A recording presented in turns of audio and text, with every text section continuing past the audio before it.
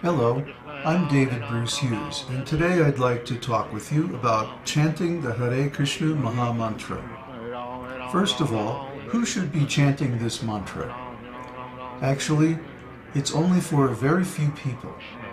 Those who are following the rules and regulations of devotional service as given in the Vedic scriptures, and who are accepting instruction from a bona fide spiritual master in the disciplic lineage from Lord Krishna.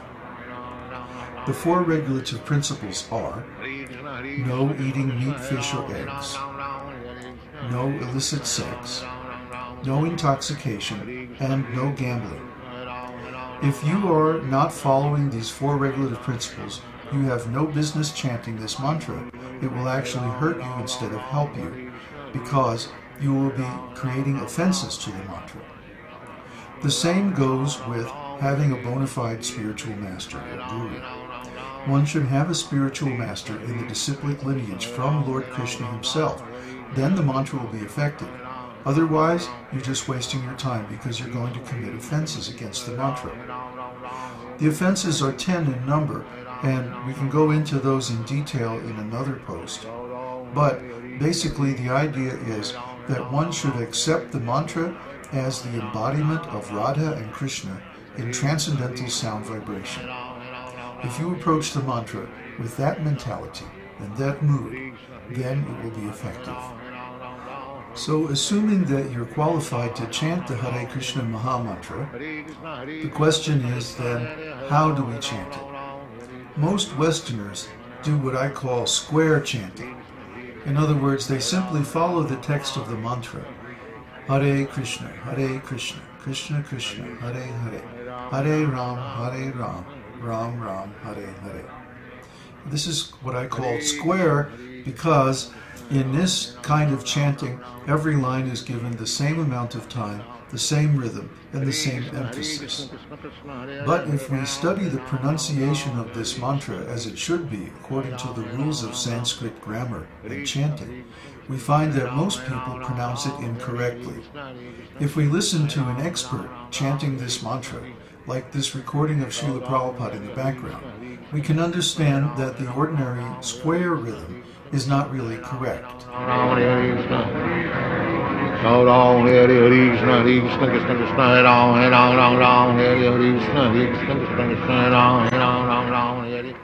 The reason is that in Sanskrit, a syllable can be short or long, and they have different tempos, different rhythms, and different stresses.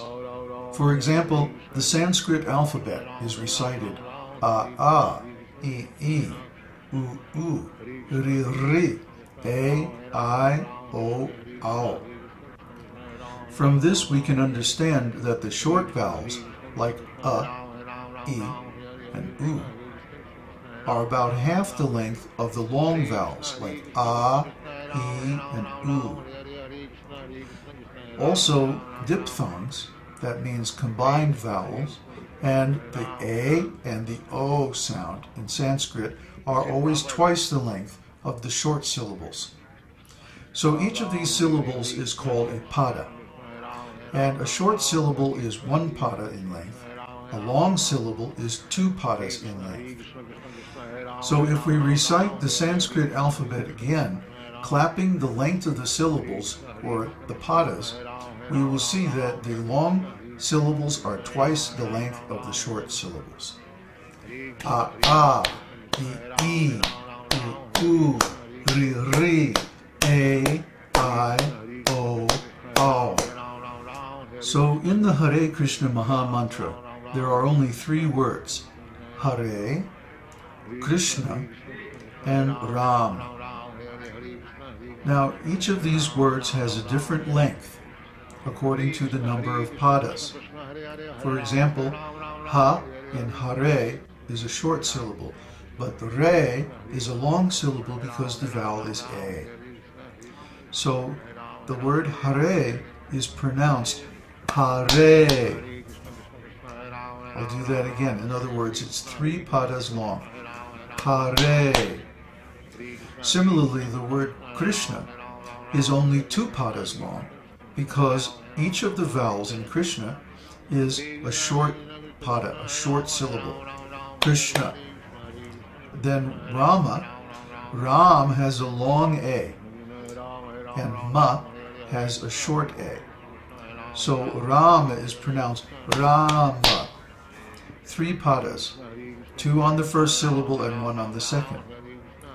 So the rhythm of the Hare Krishna Maha-mantra is actually something like this. Hare Krishna, Krishna Krishna, Hare Hare, Hare Rama, Rama Rama, Hare Hare. If we chant it square, we won't get the rhythm properly. But if we chant it according to Sanskrit padas, that changes the character of the whole mantra. And when we listen to Prabhupada again, we can see this is actually how he's chanting. Hare Krishna, Krishna Krishna, Hare Hare, Hare Rama, Rama Rama, Hare Hare. Krishna Krishna, Hare Ram, Ram Ram, Hare Krishna, Hare Ram, Ram, Hare Krishna, Hare Krishna, Hare Ram, Ram, Hare Krishna, Hare Ram, Hare Krishna. Also, the correct pronunciation of Krishna's name is there's no Krishna, there's no I sound in Krishna. It's Krishna, Krishna, K-R-S-N-A, Krishna. And when pronouncing the R-S-N in the middle of Krishna, the tongue is held back and pressed against the inside of the lower teeth, Krishna. Sometimes you'll hear North Indians pronounce Krishna, Krishna, or Krishna, like that. But actually, the way it should be pronounced is Krishna, Krishna. There's no I, no Krishna, Krishna.